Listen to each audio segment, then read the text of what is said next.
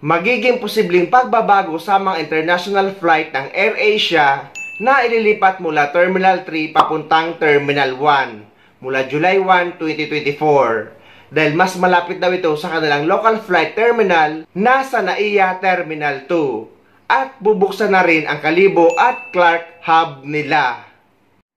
Budget carrier AirAsia Philippines is eyeing to move its international operations from Ninoy Aquino International Airport Terminal 3 to Terminal 1 by July. Terminal 1 is closer to Terminal 2, which is its domestic hub. The airline says the transfer would improve operational efficiency and save on costs. Ito po ay malaki yung maitutulong para sa aming on-time performance, pagdating po dun sa fuel efficiency at saka sa pag-optimize ng mga taxiways. The airline is also looking to expand operations this year and to resume its Clark and Kalibo hubs. This is why it is hiring more pilots this year as it expects delivery of new aircraft.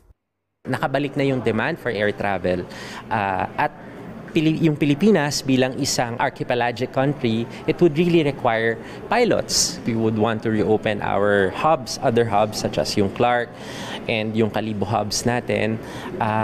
Kaya nga kailangan tayo ng mga piloto to support our expansion plans. More than 500. But in the middle of our interview at NAIA Terminal 3, there was a power interruption. Daily Sun now urges passengers to be prepared for possible hot temperature at the airports due to the high heat index. Fortunately, the Manila International Airport Authority said the cooling towers, which malfunctioned over the weekend, are now in operation, easing the heat problem at NAIA. This was welcome news for Pastor Leonardo Mandario, who arrived in Manila with about a dozen others for a retreat in Cavite. They had to wait at the airport for several hours before they were picked up. Dito po kami na higa-higa na lang, natulog dito po. May mga area talaga na medyo mainit talaga, pero dito sa pinagalagyan namin, hindi okay naman siya. He said thankfully, the coolers have been repaired or it would have been more challenging for the group. The airline now urges passengers to wear appropriate clothing amid the heat and also to double-check the quality of their mini fans.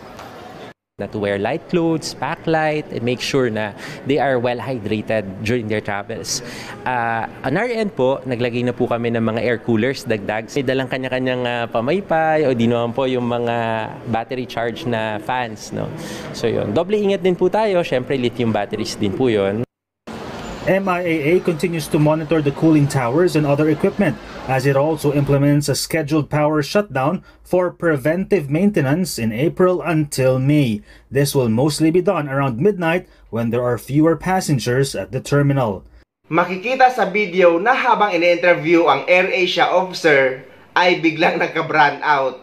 Kaya guys, puwera sa pamaypay dahil magtatagal pa ito hanggang May 28 ay magdala rin kayo ng mahabang pasensya, lalo na kapag dadaan kayo sa NAIA.